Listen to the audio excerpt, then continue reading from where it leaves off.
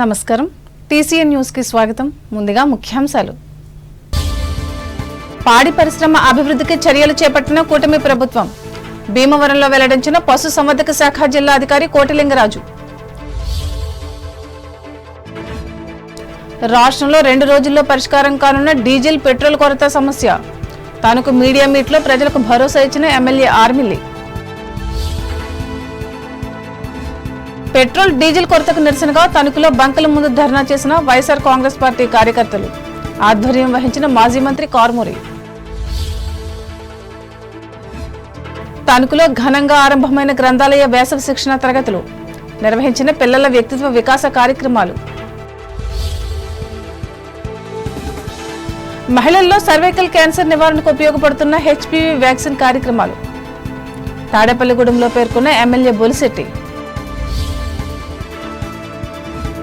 తూర్పుగోదావరి జిల్లాలో ఆటంకం లేకుండా కొనసాగుతున్న ఆయిల్ పెట్రోల్ సరఫరా స్పష్టం చేసిన జిల్లా కలెక్టర్ చేకూరి. వచ్చే ఏడాది జరగనున్న గోదావరి పుష్కరాలను విజయవంతంగా నిర్వహించేందుకు ముందు చూపుతో ఏర్పాట్లు సిద్ధం చేస్తున్న ఏపీ ప్రభుత్వం. కొవ్వూరులో వివరించిన ఎమ్మెల్యే ముప్పిడి. రాష్ట్రంలో విద్యాభివృద్ధికి ప్రణాళికాబద్ధంగా కృషి చేస్తున్న రాష్ట్ర ప్రభుత్వం. రావులపాలెం ప్రభుత్వ డిగ్రీ కళాశాలలో ప్రకటించిన Kothapeta MLA Satyanandarao. Petrol diesel కొరత ఉందంటూ జరుగుతున్న ప్రచారంలో వాస్తవం లేదు. జీలుగు మిల్లులో చెప్పిన పోలవరం ఎమ్మెల్యే బాలరాజు. భక్తి శ్రద్ధలతో కొనసాగుతున్న ద్వారకా తిరుమల చినవెంకన్న వైశాఖ మాస బ్రహ్మోత్సవాలు. ప్రత్యేకంగా విచ్చేసి పూజలు నిర్వహించిన ప్రజలు. పాడి పరిశ్రమ అభివృద్ధికి కూటమి ప్రభుత్వం చర్యలు చేపట్టింది. పశు వైద్యానికి ఉపయోగించే ఔషధాల్ని తక్కువ ధరకు అందజేసి పాడి రైతులను ఆదుకోవాలని నిర్ణయించింది. ఈ కార్యక్రమంలో పశు సంవర్ధక శాఖ అధికారులు జనరిక్ మందుల దుకాణాలకు ఏర్పాటుకు సన్నాహాలు చేస్తున్నారు. దీనిలో భాగంగా పశు పోషకులకు అవగాహన కార్యక్రమాలు నిర్వహిస్తున్నారు. జిల్లాలో తొలి విడతగా 4 చోట్ల జనరిక్ పశు ఔషధ దుకాణాలను ఏర్పాటు చేయనున్నారు. నరసాపురం, పాలకొల్లు, ఆచంట, తణుకు నియోజకవర్గాల్లో ఏర్పాటు చేస్తున్నట్లు ఈ శాఖ జిల్లా అధికారి ఆర్ కోటిలింగరాజు టీసీఎన్ కు తెలిపారు. వీటిలో మందులు తక్కువ ధరలకే విక్రయిస్తారని అన్నారు. పోషకులు ఇప్పటి వరకు వైద్యశాలలో లేని మందులను బయట ఎక్కువ ధరకు కొనుగోలు చేయాల్సి వచ్చేదని అన్నారు. ఇవి అందుబాటులోకి వస్తే ఆ బాధ తప్పనుందని అన్నారు. గొర్రెల పెంపకందారుల సొసైటీ, స్వయం సహాయక సంఘాల ఆధ్వర్యంలో ఈ దుకాణాలను నిర్వహిస్తామని అన్నారు. పశు ఔషధి విక్రయ కేంద్రాలు అంటే దీని ఉద్దేశం ఏంటంటే మనకి హ్యూమన్స్లో కూడా జనరిక్ షాపులు ఉన్నాయి. అట్లనే మందులు చాలా తక్కువ రేట్లో క్వాలిటీ మందులు ఇస్తున్నారు. అట్లనే అదే లైన్స్గా ఇది సెంట్రల్ గవర్నమెంట్ స్కీమ్. ఇది దీంట్లో ఏంటంటే పశువులకు కూడా తక్కువ రేట్లో నాణ్యమైనటువంటి మందులు ఇవ్వటం వల్ల తద్వారా రైతులకి పశు పోషకులకి చాలా లాభదాయకము, ఆదాయము ఉంటుంది. తర్వాత ఖర్చు కూడా తగ్గుతున్న ఉద్దేశంతో మనకి ఈ ప్రోగ్రాము మనం మెటీరియల్ చేశాము. జిల్లాలో మనము దీన్ని గొర్రెల మేకల సంఘం, పెంపకందారుల సహకార సంఘము ద్వారా కానీ, లేకపోతే కనుక ఫార్మర్స్ ప్రొడ్యూసింగ్ ఆర్గనైజేషన్ ద్వారా కానీ, సెర్ప్ ద్వారా కానీ 2 రకాలుగా దీన్ని మనం స్టార్ట్ చేస్తున్నాము. అందులో మనకి మన జిల్లాలో ఒక 5 కేంద్రాలు మనం ఆంధ్రప్రదేశ్లో తలెత్తిన డీజిల్ పెట్రోల్ కొరతను 2 రోజుల్లో తీర్చేందుకు ప్రభుత్వం అవసరమైన ఏర్పాట్లు చేసినట్లు తణుకు ఎమ్మెల్యే ఆర్మిల్లి రాధాకృష్ణ తెలిపారు. ఈ మేరకు పట్టణంలోని కూటమి కార్యాలయంలో ఏర్పాటు చేసిన మీడియా మీట్లో ఆయన పాల్గొని మాట్లాడారు. ఈలోగా ప్రతిపక్షాలు ఉద్యమాలు చేయడం సరైంది కాదని అన్నారు. ఇదిలా ఉండగా విశాఖపట్నంలో గూగుల్ సంస్థ ఏర్పాటు చేసిన డేటా సెంటర్ వల్ల పెద్ద సంఖ్యలో ఉద్యోగ అవకాశాలు యువతకు చేకూరనున్నట్లు ఆయన చెప్పారు.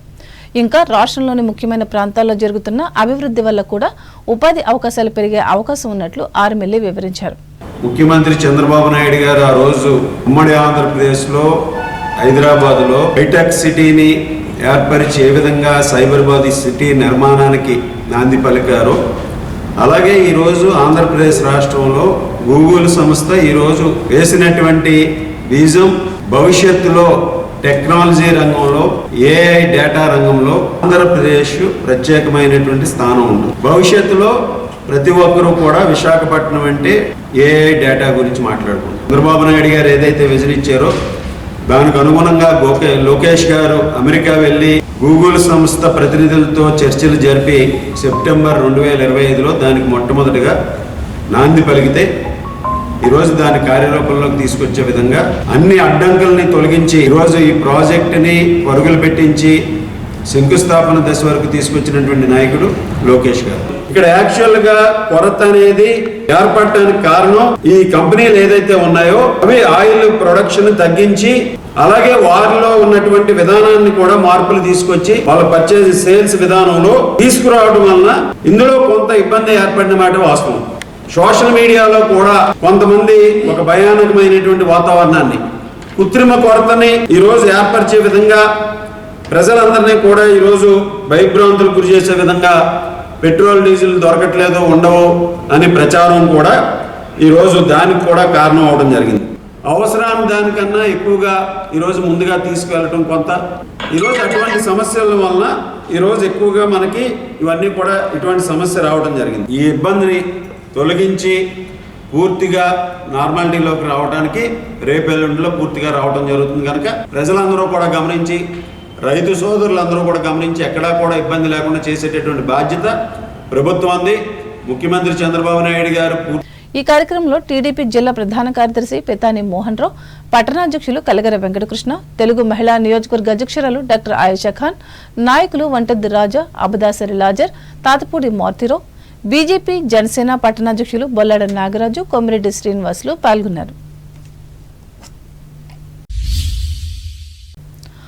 ఆంధ్రప్రదేశ్లో తలెత్తిన పెట్రోల్ డీజిల్ కొరతను తక్షణమే తీర్చాలని కోరుతూ తనకు వైఎస్ఆర్ కాంగ్రెస్ పార్టీ కార్యకర్తలు పట్టణంలోని పెట్రోల్ బంకుల వద్ద మంగళవారం ధర్నా చేసి నినాదాలు ఇచ్చారు.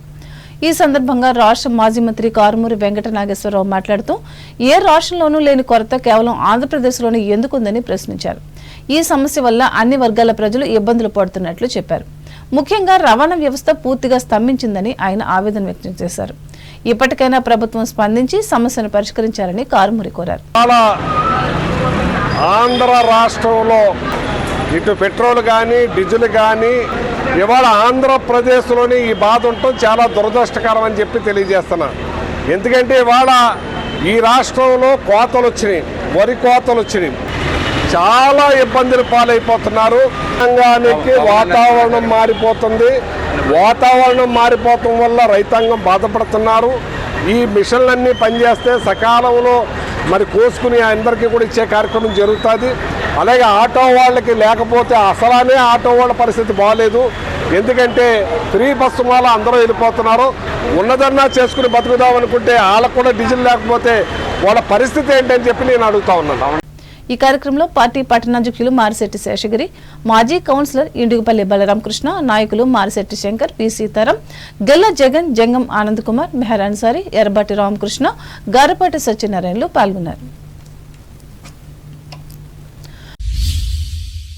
రాజమండ్రి సిద్ధి డిగ్రీ కళాశాలలో BA పొలిటికల్ సైన్స్ కోర్సు చదివి A గ్రేడ్ సాధించిన పేరూరి బేబీ ప్రవళికలను అభినందిస్తూ ఆమె గ్రూప్స్ కోచింగ్ చేపట్టేందుకు అవసరమైన 30,000 రూపాయలను మార్టేరుకు చెందిన విశిష్టదాత గోకవరపు కాశీ విశ్వేశ్వరరావు అందజేసి ఆదర్శంగా నిలిచినట్లు మానవతా స్వచ్ఛంద సేవా సంస్థ రాష్ట్ర కన్వీనర్ డాక్టర్ కోడూరి రాధాపుష్పవతి తణుకులో మంగళవారం విడుదల చేసిన ఒక ప్రకటనలో తెలిపారు.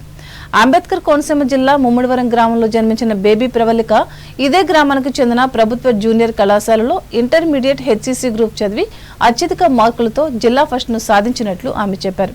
ఆర్థిక ఇబ్బందులు ఉన్నప్పటికీ దాతల సహకారంతో డిగ్రీలో చేరి అదే పట్టుదలతో చదివి రాణించినట్లు డాక్టర్ రాధాపుష్పవతి వివరించారు.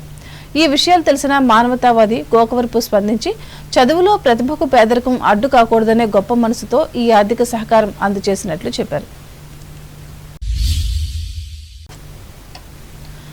తణుకు నియోజకవర్గ పరిధిలోని శాఖా గ్రంథాలయాల్లో బాలబాలికల కోసం ఏర్పాటు చేసిన వేసవి శిక్షణా తరగతులను మంగళవారం ఘనంగా ఆరంభమయ్యాయి. ఇందులో భాగంగా పిల్లల్లో వ్యక్తిత్వ వికాసం, సృజనాత్మకతను పెంపొందించే కార్యక్రమాలు నిర్వహించి విజ్ఞానం కలిగించారు. ఈ మేరకు తణుకు స్వాతంత్ర సమరయోధుల పార్కు వద్ద ఉన్న పురుషుల శాఖ గ్రంథాలయంలో జరిగిన ఈ శిక్షణా తరగతులను గ్రంథాలయ అభివృద్ధి కమిటీ ప్రధాన కార్యదర్శి చీకటి శ్రీనివాసరావు ప్రారంభించి మాట్లాడారు. తొలుత గ్రంథాలయ వ్యవస్థాపకులు అయ్యంకి విగ్రహానికి పూలమాలలు వేసి నివాళులు అర్పించారు.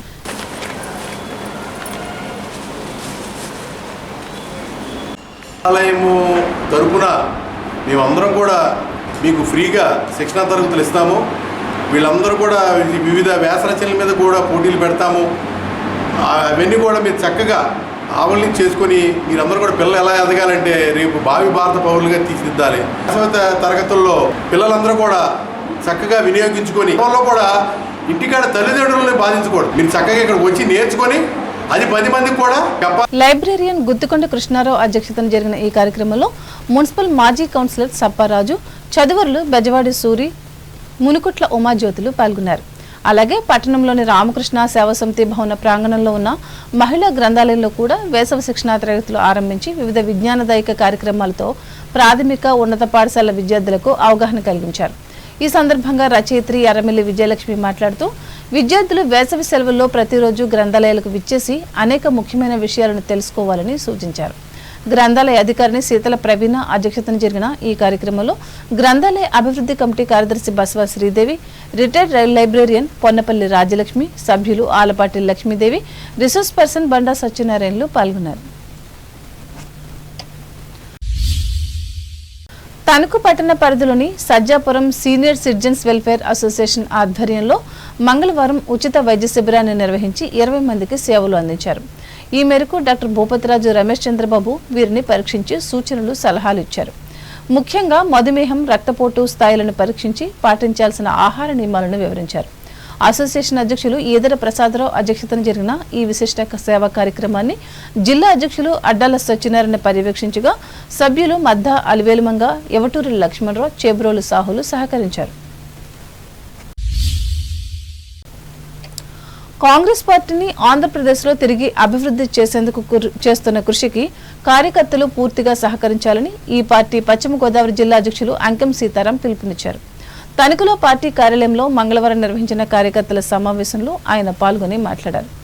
ముఖ్యంగా ప్రజలు ఎదుర్కొంటున్న సమస్యపై స్పందించి పనిచేయాలని శ్రేణులకు ఆయన సూచించారు. మహిళా బిల్లును బీజేపీ కుట్రతో ముందుకు సాగనీయకుండా చేసిందని ఆరోపించారు. దొంగే దొంగ దొంగ అన్న చందంగా మహిళా బిల్లుపై బీజేపీ అసత్య ప్రచారాలు చేస్తున్నట్లు ఆయన ధ్వజమెత్తారు. తమ పార్టీ మొదటి నుండి మహిళలకు చట్టసభలలో ప్రాతినిధ్యం ఇవ్వాలని పోరాడుతున్నట్లు సీతారాం పేర్కొన్నారు. ఇంకా ఈ సమావేశంలో పార్టీ నియోజకవర్గ ఇన్ఛార్జ్ దిర్స్పో రామకృష్ణ, మహిళా కాంగ్రెస్ జిల్లా అధ్యక్షురాలు మల్లెపూడి లక్ష్మి, పార్టీ మండల శాఖ అధ్యక్షులు పెనుమత్స కృష్ణరాజు, నాయకులు రుద్ర అన్నవరం, దిర్స్పో శాంతారావులు పాల్గొన్నారు. మహిళల్లో సర్వైకల్ క్యాన్సర్ నివారణకు ముందస్తుగా 9 నుంచి 14 సంవత్సరాల వయసులోపు బాలికలకు హెచ్పివి వ్యాక్సిన్ వేస్తున్నట్లు తాడేపల్లిగూడెం ఎమ్మెల్యే బొలిశెట్టి శ్రీనివాస్ తెలియజేశారు. కేంద్ర ప్రభుత్వం ద్వారా ప్రధానమంత్రి నరేంద్ర మోడీ ఉచితంగా ఈ అవకాశం కల్పించారని అన్నారు. పట్టణంలోని ఒక ప్రైవేట్ నర్సింగ్ హోం వద్ద మంగళవారం లయన్స్, స్పిరిట్, ఫెమినా క్లబ్ల సంయుక్త ఆధ్వర్యంలో బాలికలకు ఈ వ్యాక్సిన్ వేసే కార్యక్రమాన్ని ఎమ్మెల్యే ప్రారంభించి మాట్లాడారు.